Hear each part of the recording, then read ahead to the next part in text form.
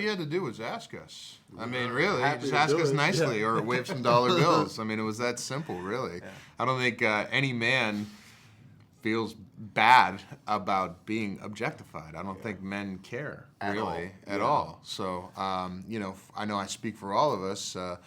We all had to put a lot of work in at the gym and learn our routines. There was a lot of work involved. So it wasn't like this was some kind of arbitrary characteristic that someone was putting value on. They were putting value on like discipline, work ethic, artistic sense. You know, I mean, I don't want to get too serious. We're talking about a male stripper because movie, it's a but, good yeah. time. The whole thing's a celebration. I mean, it's look, fun. it is the skin that gets you into the theater. You want to go see these men and their bodies and see what's going on in the world of male strippers, but both of these movies, I think, you know, right now we can only talk about the first one in terms of this, but it's the humanity that made it successful. It's going and watching this and thinking you're going in just to see these men dance, and then you actually end up falling in love with these characters and going like, wow, they're real people. They're just living real lives and things you can relate to and laugh about. And But when you walk out of the theater, I mean, is an audience left with the physiques of the men, or are they left with how hard they're laughing and how much they clapped? It's a lot of work, but it's fun. it is fun. I love being challenged, just as a person, whether that's mentally or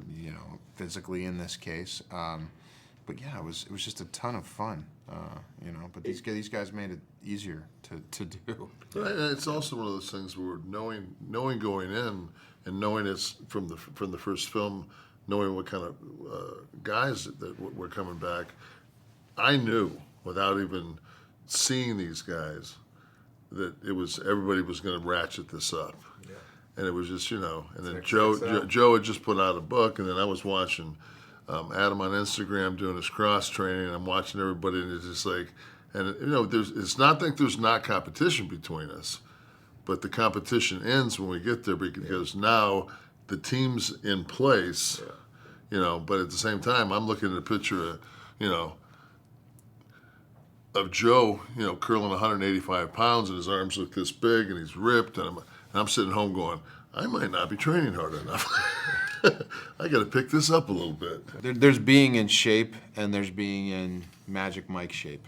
And when you're in Magic Mike shape, you know that film is going to last forever. You've got your calendar marked on the days you're going to be shirtless. You know where those are going to occur. So, there's one thing being in shape and being athletic, and there's another thing being ready to send this movie out and be proud of it and be proud of the work that you did. And I think that all these guys brought it and made it their business to be in the best shape they've ever been in, so we could make the best product possible and get the best reaction from the audience possible. The other thing I really liked about the film is that you are all individuals, but at the same time, as a group, you become a different unit. Yeah. And I love that. Can you explain a little about that, the friendship and the... all of that stuff, and it's funny, it just naturally happened that way because it's the way it is, in real life. I mean, it is. There was an organic brotherhood that started in the first film. Yeah. But we're all team sport athletes prior to becoming actors or working on this film. So I think it's a comfortability dynamic between us, and we all understand the dynamic of being team sport athletes, and it was easy. It was like riding a bike. Yeah.